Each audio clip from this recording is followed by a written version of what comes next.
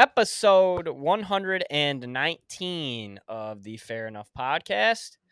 Bob in Detroit, Michael in Chicago, Jack in Detroit, the general manager of the Detroit Red Wings, the captain, number 19, Steve Eisenman. Jonathan Taves, baby, the captain. Kenny Galladay. Oh, shit. Kenny Galladay was 19 at one point. I think Jeremy Grant. No. Who was the kid? He played for the Dolphins. Something Grant for a while. Little guy, speedster. Yeah, I know who you're talking. Ryan Grant? I don't know. Ryan Grant was a Ryan Grant was the Packers. Yeah. Eddie Royal, I think, was 19. Eddie Royal was definitely 11 at one point. All right, then I'm wrong. Adam Thielen, is he 19? Dude, I might be Adam missing on all Thielen's these. 19. Okay. I think. Missing on Pretty all sure. of them. Yeah, who fucking knows? Was Jeremy Maclin ever 19? I think he was 18. I think that's. Was he 18? I think he was 18. But yeah, I don't have 19 is a weird number. I feel like 19 is a hockey number in the simple as that.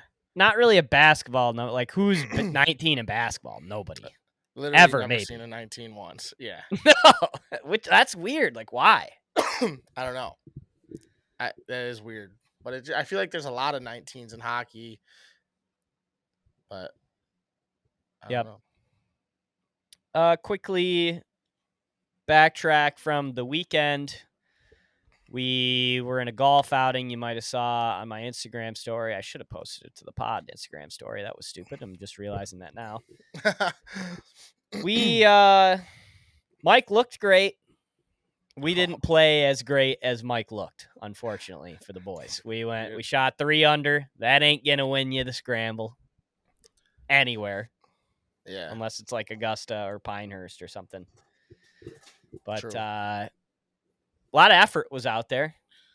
Dude, for what it's worth, genuinely for how bad we played, I think that we outkicked our coverage a little bit. I feel like we had like one shot for each shot. Like it was like, all right, everyone fucked up. Now there's one guy left to either put it on the green or put it in the fairway. And it was like, we didn't put more than one shot together the whole round. And we still did okay. I mean, we were on the first page of the leaderboard, which I didn't think that was going to happen.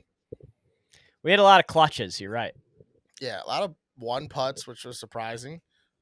Yep. And we beat our Good fellow time, counterparts. You know, we beat the other group that we were there kind of in reality competing against at the end of the day. We did, which felt good because we needed to have a win over somebody, and having a win over them made me feel a little bit. That was a good consolation prize. Definitely. Dude, we could not. We did not play one full hole. Yeah, literally not one. The entire morning, we did not play one. No, you're right.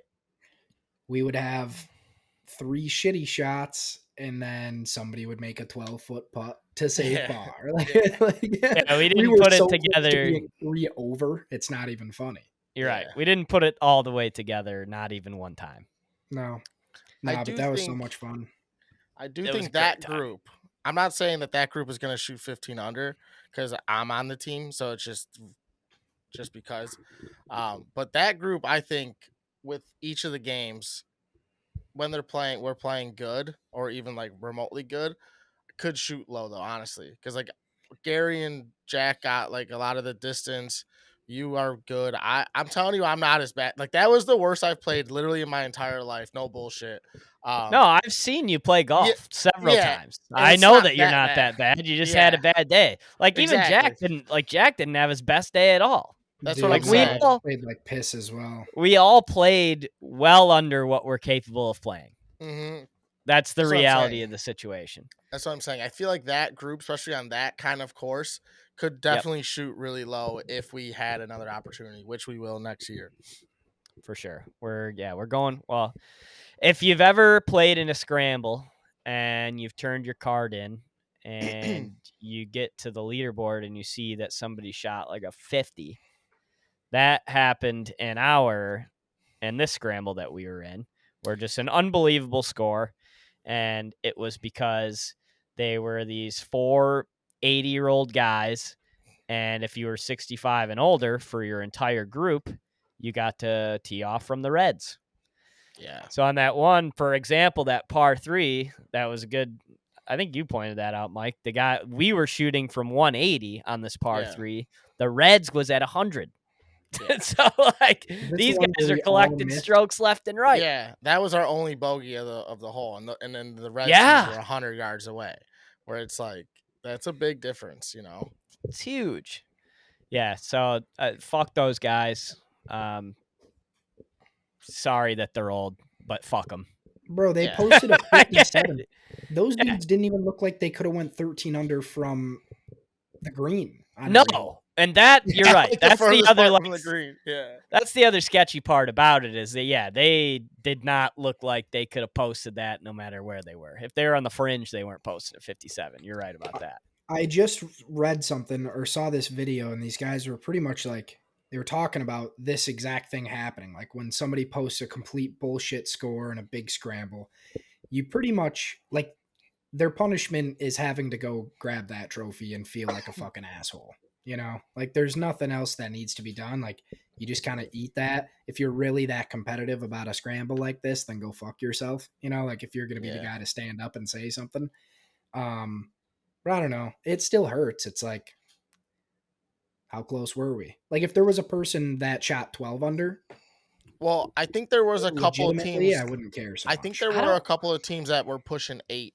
I looked at the scoreboard briefly as we walked out, and I think I saw there was like a 62 or something like that on the board.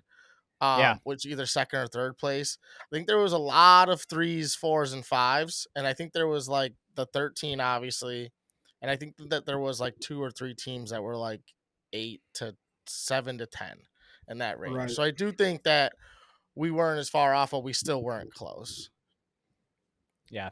So I'm not distraught because we didn't have it either way, but maybe they did shoot 13 under, dude. If it's a 6,000 fucking yard course and they're shooting 5,000 yards, like not that they're getting that much, you know what I mean? Like if they're shooting 5,700, it's probably more. It's yeah. So it's maybe they are. If they've been golfing their whole lives, it's like that's what old people do. They just hit them straight. That's all they do. They hit them straight 150 yards, call it a day. They're probably hitting driver off the tee for fucking par 3s, you know? Yep. Well, we're going 8 under next year, so we'll be back next year. I'm not worried about it at all. Yeah, in other news, short pod today, we got a couple things for you, though. Shit that happened today. Joey Chestnut out of the 4th of July hot dog eating contest. I have the New York Post like blurbs, Mike, if you want me to read that, or do you know all the ins and outs of this thing? I know a little bit. I did some reading up on it because go ahead then. Yeah, so fucking Joey Chestnut, he's been doing it for 16 years or some shit like that. He is, whatever.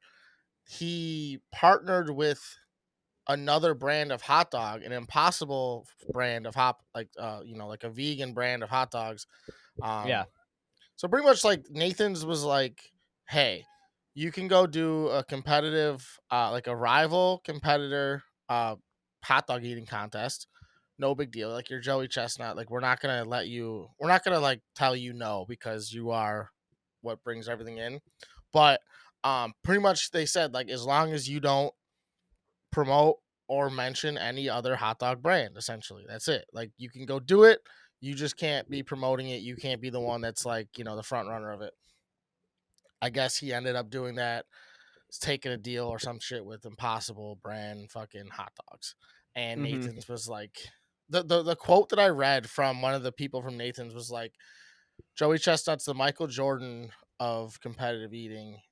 But that's like Michael Jordan going up to Nike being like, yeah, I love your shoes. I want all the money from you, but I would like to go shoot some commercials with Adidas, which I think is a little bit of an overstatement. feels like a bit of a stretch for it. Yeah. The vegan hot dog place is Adidas all of a sudden.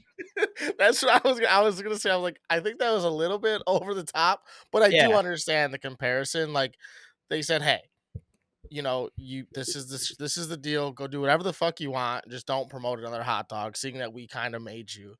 And he did. And I guess they offered him. So like they gave him $200,000 to do the competition last year. And I guess they offered him like a 4-year, $1.2 million deal to like, Yeah. just, hey, like, this is your thing. And I guess he declined it. So do we have a number as to what he's getting from the vegan place? Because there's no other way that this isn't a bag competition here that's he going on. hasn't said shit yet. They said that him and his managers haven't come out and said shit yet. Okay. So it's all just based on them. He's not banned though. He's not out though. They said if he wants to do it, he could. He just has to reel it all back in and kind of abide by their rules a little bit. But he's not out completely yet. But right now, he's out. But if he wants to change his ways, get off the drugs, come back to Nathan's, he could. If he wants to go to AA, he could. So this is a Joey Chestnut thing. This isn't a Nathan's thing. This isn't so the vegan hot dog thing, they'll let him compete at Nathan's. I think so. I don't know if the vegan I don't know. That's the thing. We don't know the other side of if there was money, if it was just a promotion, if it's just like it could be Joey Chestnut just being like, "Hey, I've eaten so many fucking hot dogs. I'm going to die if I don't start changing my diet. Like this is not a sustainable lifestyle." Like I think he is an overly healthy dude when he's not competing. So it could just be that like, "Hey man, like I've done this. I've won it 1,000 times. I hold the world record. I hold the second and third world record. Like, fuck it." That's kind of what I think is going on. But also, I don't know. I think it's just, I don't know. I think there's something going on with the vegan place that they're like not gonna let him compete in Nathan's. To me, there's no way that they're. You think that they're giving him that much money? Like I've never even heard of like the vegan Impossible hot dogs either. I mean, they gotta be giving him 4 or 5 mil. Like if my theory is correct, for him to say no to 1.2 and forego the Nathan's competition, I don't think he has any like anything in his brain that's telling him that I don't want to do this anymore. I think he's competitive as fuck. And if he wanted to be done, then he would have gone out on his own terms and would have said, "This is my last one. This is my last ride." He owes that to us, everybody that watches on the 4th of July. Like he really does. Don't just like, at least at the end of it, like after when you get on the microphone, be like, "Yeah, like this is it. Like you owe that to us." True.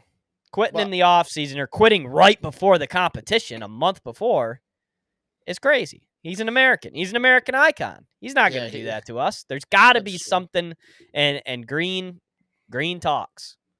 Yeah, I think that's what's happening. I also think it's kind of like maybe he didn't realize how cutthroat they were, like how cutthroat Nathan's was, when it's like, hey, like, dude, like, we are the hot dog. Like, this is how, like, he thought, because like he has he has world records and has done competitive eating at other like ventures, obviously. Of course, with he other did the ice cream thing the other day. Yeah, so it's like, it's not like he's not doing other shit. It's just, I guess, when it comes to literal hot dogs, Nathan's is like, no, dude. Like, we are the hot dog that you have to be under, kind of. That's, to me, that's kind of wild.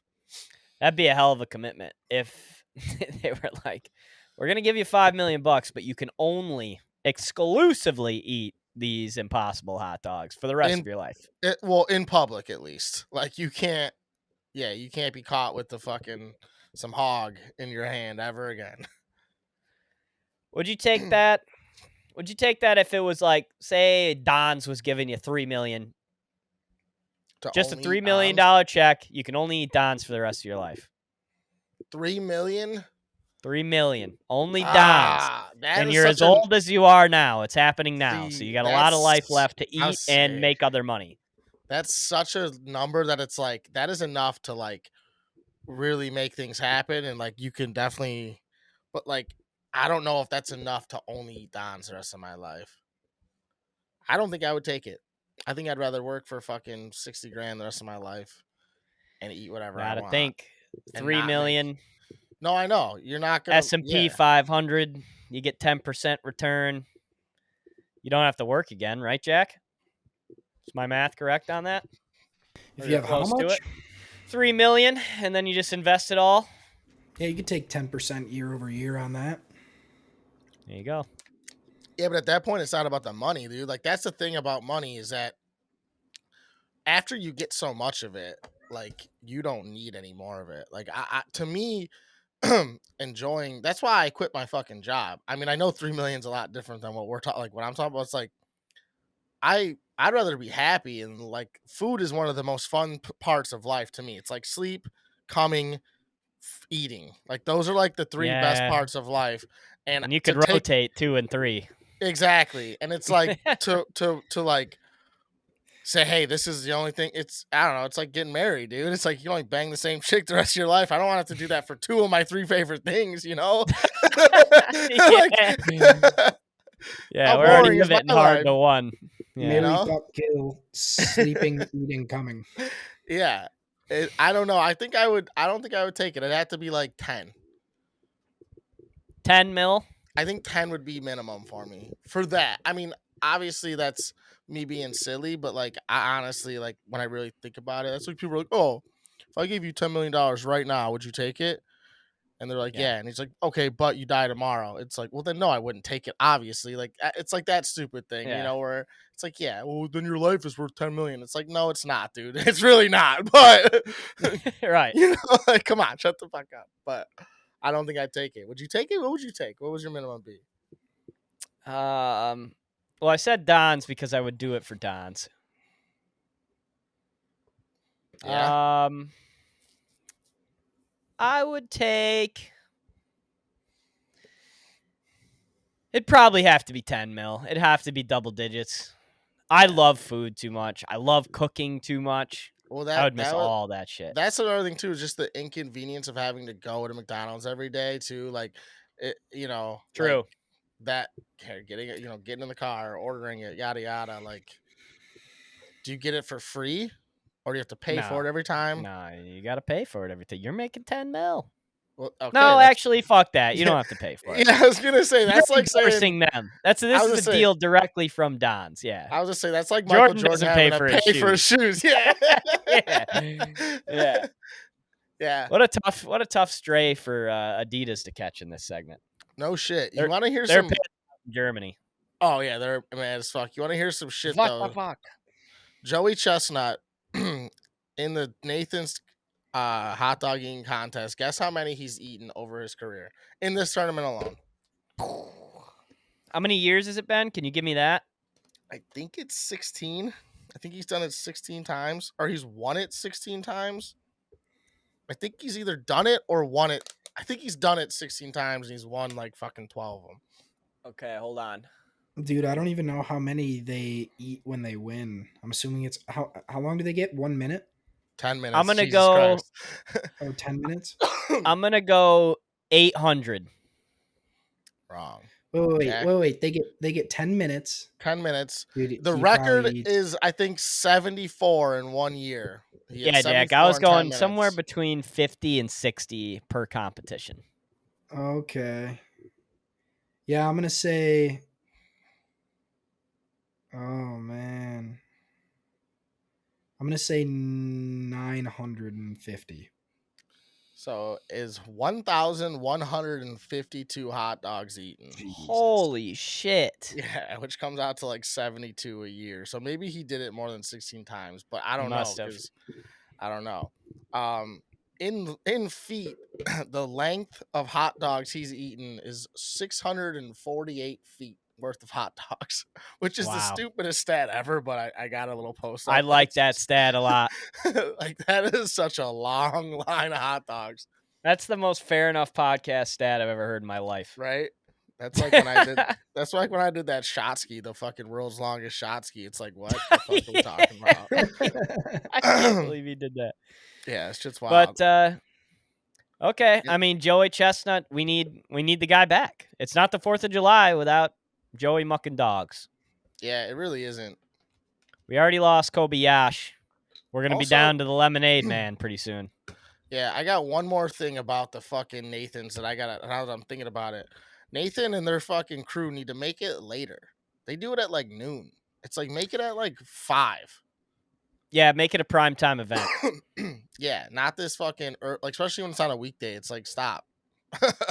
5 is perfect because then everybody's kind of like back in from the lake, or you're not going to fireworks yet. Like if you got a family and stuff like that.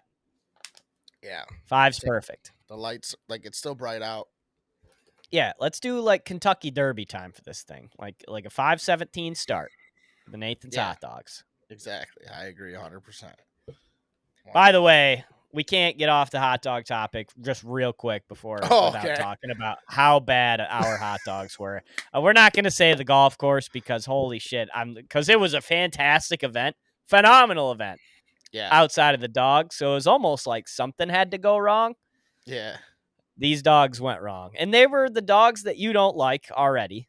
Yeah. A little bit thicker, which normally I don't mind at all. Mm-hmm. But they were lukewarm. They were they had a little shrivel to them, like your thumb coming out of the pool. It just wasn't a good look. Yeah. So Jack, you had it with mustard on it, I believe, correct? Hell the fuck no, sir. Never have I ever. Did you put anything on it? Ketchup only. You ran out the door with Bob's naked hot dog. Yeah. So we raw dogged it. Okay, so you had ketchup on it. What was your experience like? Because it was the worst hot dog I've had like almost ever. But I raw dogged it. Masked it a little bit, I think. Mm-hmm. But yeah, not great, dude. They were cold as fuck. Yep. Yeah. They were cold as fuck. But you know, I thought about it afterwards. Somehow my brain turned on for a second. And I was like, dude, we hit the turn late. It took us like 13 holes to make it to the turn. So we were one of the back end groups to be there for the dogs. So they probably heated them up like 4 or 5 holes in. Yeah, but don't you think they had those stupid little fucking the candles that were under them? So they should have been hot. That's not there an was excuse. no candle lit. They fucking turned them off 4 holes ago. No, they were on. Yeah. I seen it. Oh, was it on? Yeah, they were on. Candle. Yeah. It was one of those cold flames. It's one of those flames that makes cold instead of hot. It's one of those electric flames that don't do shit. They're just for fucking show. That's why mine had a little bit of frost on the bottom of it. Yeah, that was a bad dog. Very bad dog. And I juiced the last barbecue chip. Come on. Yeah. Yeah, what a scumbag move that was.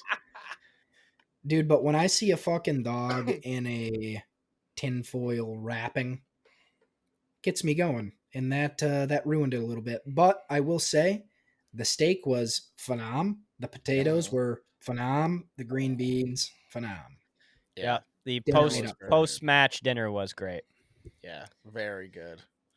Except I had to cut my steak with a butter knife. Yeah, that was crazy. I started just ripping it with my teeth at the end. Yeah, because mine steak cut. was tender enough, thankfully. Thank God the steak was cooked properly. Otherwise, it would have been fucking trying to cut through hockey pucks. Yeah, you'd had a lot of pissed off patrons. Yeah. So you're changing baseball, Mike? Changing baseball? No, I just want to talk about something because I was thinking, I'm like, man, the central of both divisions are just so bad.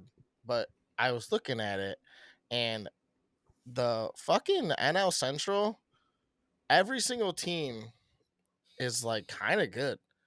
And I didn't realize, like, I know that we're not the best division in baseball because the leader is like doesn't even have 40 wins yet, but every single team in the NL Central has at least 31 wins right now, and only like 2 games behind 500. How many of those 5 teams are fraudulent? 4? I don't know. Cubs are frauds. We know that. I don't think the Cubs are fraudulent. I don't think they're like a competitor, but like, you want me to go get my mirror so you can look in it? What? Come on, Mike. What are we doing here? What do you mean? The Cubs have awesome starting pitching, and they have a pretty good lineup. They have no bullpen. Pretty good. Zero bullpen. Yeah, that doesn't mean they're fraudulent. That means they're a move or two away. Oh, man. No, they're fraudulent compared to what their record says. No, their record is extremely appropriate. Are you high? When they were scoring a shitload of runs, they were winning games. Now they're not scoring a shitload of runs. They're not winning as many games. I mean, I don't know what that's is pretty much run of the mill as you can get. So what do you think's going to happen here then? I think the Brewers are going to win the division and we're not getting in the playoffs. That's what I think. Yep. But that's not because that the Cubs are fraudulent. I just think that's because we just don't have a bullpen. You're like a steady bat and then 3 guys in the bullpen away. No, we're a closer away from being a wild card team. No bullshit. And we're 3 guys, steady bat and 3 guys in the bullpen away from being a contender. Right. But we're literally a closer away from being a fucking wild card team because then we would put our closer now as our setup guy because he's been okay. And then you go from there. Okay. So I don't think that I was just looking at the standings. The moral of the story is that the league right now is fucking weirdly good. There are not that many bad teams in the MLB right now. And some of like the Rangers, the weird start that they've had, it feels like some of the good teams, or maybe I'm just thinking Rangers here, but feels like maybe there are some teams that were really good last year that aren't living up to the hype. I saw that JT Real Muto just went down too. That's no good for the Phillies. Really? I didn't know. I didn't see that. Knee surgery or something like that. Oh shit! Really? Yeah. Yeah. I mean, Texas, the last two World Series winners, Texas and fucking I think the Astros are under 500 right now, and then the Astros Arizona, are like really bad, right? Yeah, they're 30 and 37, but I think they're playing better lately. I don't know. They must be because they weren't that close to 500 a month ago. No, but it's just wild because there's only like 1, 2, 3 teams that are like really bad. Oakland, I guess you can call them really bad. They're 26 and 42. But like the White Sox, the Marlins, and the fucking Rockies are just all dog shit. When everyone else though, like dude, 7.5 games back roughly, like 15, like dude, not that far off, like 10 games out of their division lead. So that means they're probably only like 6 games out of wild card right now. It's just kind of wild how good the MLB is. It's kind of scary. It's going to make for a very interesting August, September. That's for sure. Definitely August. August is going to be wild. Yeah, no, for sure. I mean, teams fighting for position. Right now in the NL, the third to last team in the NL is only 3.5 games out of wild card, and that's the New York Mets. Ooh, yeah. That means there's fucking 12 other teams sitting there that are within 3 games of the wild card. That's fucking crazy. I don't know. I just thought it was fun to look at, like how many teams that, like you said, that were kind of good last year are playing like shit. There's teams that are playing well. I don't know. I don't know who's gonna win. I mean, I guess the Dodgers and the fucking the Yankees are probably the front runners, but still, parity. A parity league is what we're looking for, and it looks like even with how much the Dodgers and Yankees are spending, we're still gonna get some parity like we had last year with the Diamondbacks and the Rangers, which is awesome. Yeah, it's kind of wild. Couple other parity leagues. Finals going on. Both feel over. Am I right to say that? However, NBA definitely feels over. The NHL, I guess, maybe doesn't feel as over, but last night was tough. Yeah. Like last night, you had to show up if you were the Oilers, and they just fucking didn't. They didn't even put the shots on net like they did in Game 1. I was going to say they are struggling to even put shots on goal at one point. Yeah. It's fucking wild. They got clamped last night. I don't know if we get how good Florida is, honestly. Like, because the regular season just doesn't tell you shit. And it's like you are just watching them steamroll teams right now. It's crazy. And Bob, like that was the one thing that they were kind of, not that he wasn't on the team last year, but he wasn't going this nuts. Yeah. When you have a goalie that's playing like that against a team in the West, we went through the goalies that each of these teams played last week. It's not even close. Like the goalies that Florida had to score on, the East goalies are so much better than the West goalies, and you're kind of seeing that come to fruition for Edmonton. I mean, they can't play the defense that Florida can, and you can't get a puck past Bob. Yeah, I would imagine that right now he is the front runner for the MVP of the Stanley Cup Finals. I hope so. I would imagine. How is he not? I mean, other than that, that Rodriguez kid, he's got that Rodriguez, he has 3 goals already, but you're not giving him the fucking MVP. Let's get real. I mean, that's just bad for the league. Not with Bob literally turned around making save with the back of his elbow. Like, get the fuck out of here. Yeah. But NBA, I really wanted it to be more of a competitive series. I think you and I both kind of thought that it would be, and Luka's out there alone, unfortunately, for the Mavs. Listen, I'm not writing off the Mavs yet. If they win tomorrow, I think there's still a glimmer, a shimmer, or whatever, however you say that phrase, a shimmer of hope, I think it is. A glimmer of hope, for sure. Is it glimmer or shimmer? It's not shimmer. It's definitely glimmer. All right, that's okay. I was right the first time. Either way, whatever one it is, I think that if they win tomorrow, they have some chance. I don't know, because basketball is just so home and home that it's like, I know you got to steal one on the road, but still. I was going to say, what's the phrase everybody uses? Series doesn't start till somebody loses at home. I mean, yeah, literally. So, I mean, if they win tomorrow, maybe. But yeah, Luka is on an island and he's broken. I mean, the dude's taking like fucking pain-killing shots before the game just so he can go out there and play. Like, I don't know. I'm not sure. Kyrie needs to show up. Absolutely. And he's even saying it too. He's even saying he's like, I'm not taking all of the blame, but he's like, majority of the blame right now is on me because like I need to be out there and blah blah blah. Where it's like, okay, cool, you're taking accountability, but let's see it fucking happen, dude. Like, you're Kyrie. Yep. Team needs you. Come to the treeouts. Last thing, I just wanted to touch on this quickly because it was kind of interesting and I think shocked a lot of people, was the Dan Hurley news.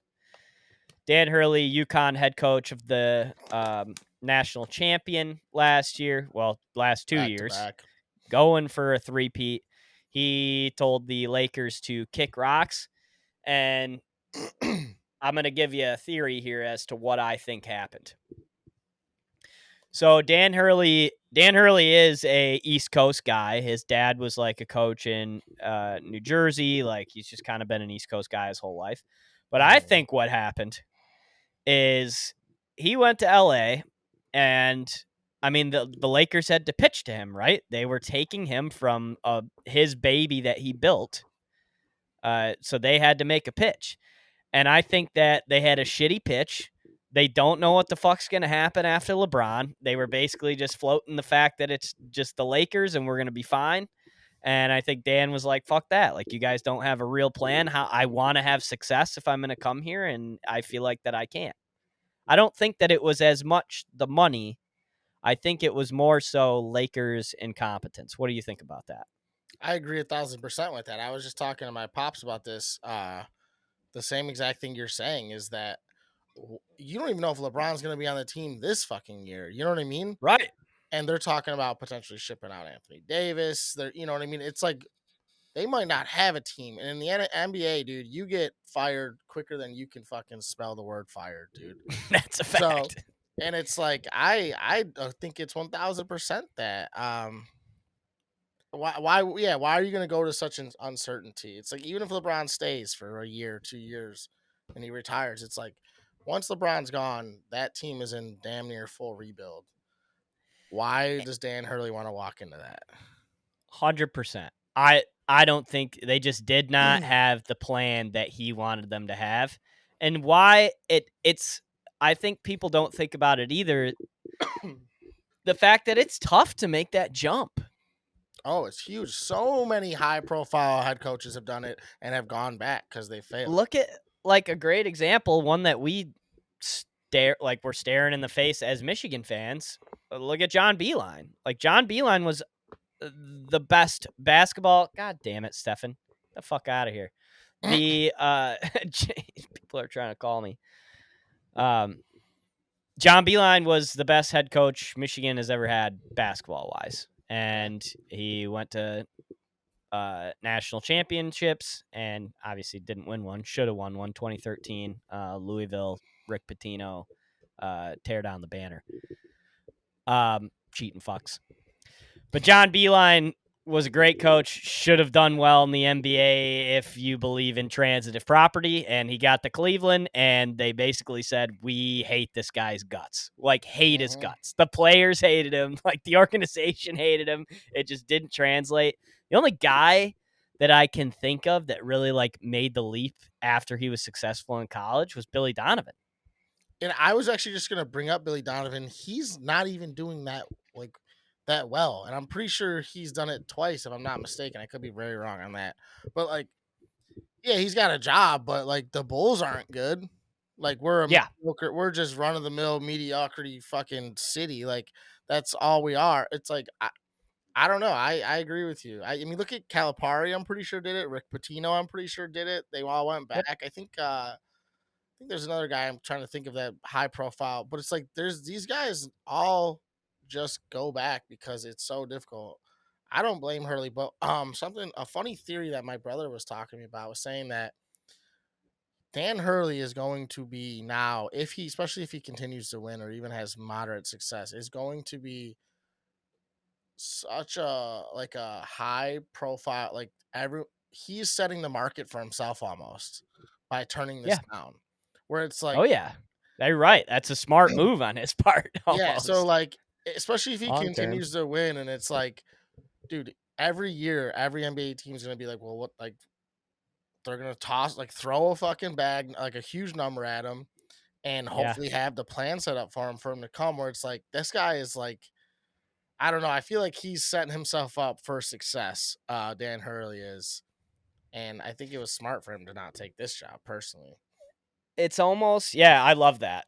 I think that can only be true. And I think it's going to take him kind of taking like the Coach K stance. Like I'm just not fucking leaving. Like I'm staying at UConn for good. Who knows? Maybe we'll see Dan Hurley following Coach K's footsteps and just coach the Olympic team maybe for the NBA. And that'll be the closest he ever gets. I saw a clip. I think it was after they won the second national championship. He was on Part of My Take.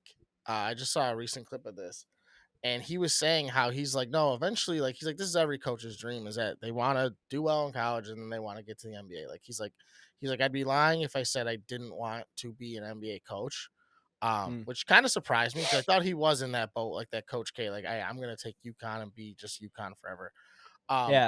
But he even said though, then he's like, I don't think I'm ready. He's like, he's like, no NBA organization wants that guy on the sideline, like the guy who's kind of like how Dan Hurley is. You know, he's theatric. He kind of talks, fucking sleeve, whatever, hard on his sleeve type of guy. He's tough on his players, and that's why John Beilein didn't succeed, because NBA guys aren't going to put up with that shit. Exactly. And I think he was pretty, self-aware that he right now is a phenomenal college coach and he isn't ready for the NBA, and he thinks that he has not necessarily unfinished business in college, but I think he made it seem like he has a lot of growing still to do before he makes that leap in order for him to continue to succeed, which is like, that is insane to hear a guy that like for that kind of money is like, nah, dude, that's not what it's about. It's about being a good coach. So it's like, I saw that interview and then I'm like, oh, then they're throwing him a bag. I'm like, what a fucking liar. And then he fucking turns it down and you're like, oh, look at the guy's holding true to his fucking word. Like, it's kind of, it makes you kind of like a guy a little more too, to, that he's not just money grubbing, fucking, I don't know, looking for championships and whatnot. Just kind of this podcast is day one UConn guys with the Dan Hurley teams. Oh yeah, no, absolutely. I mean, that's all on you. Check the tapes. That's you. Yeah, check the tapes. Look it up. 2 years ago about fucking February, late February. Look up an episode. You'll see Bob sucking UConn. And then, you know what? Kid was right. And they're probably going to three-peat with a bunch of guys that we've never heard of. Yeah, that's the crazy part, Rightfully too. so. With this recruiting and this NIL shit is wild. Yep. But all right. Any more 19s? Kadarius Toney, was he 19? Kadarius dropping the ball all the time. I don't know, but was Kadarius Juju drops? Smith-Schuster He is 19? Juju Smith-Schuster was 19. Grizzly Adams did have a beard. Unless he was Was 11. he 19? I think that was Claypool. I think he was 11. 19. Yeah, you're right. Claypool was definitely 11, so Juju was 19. Okay. That's a good one to end it on. Yeah. We know our shit. Yep. All right. Episode 119 is a wrap. Go fill out your ballot to return Joey Chestnut to the 4th of July Nathan's contest. And we'll see all you guys next week. Peace. Bye.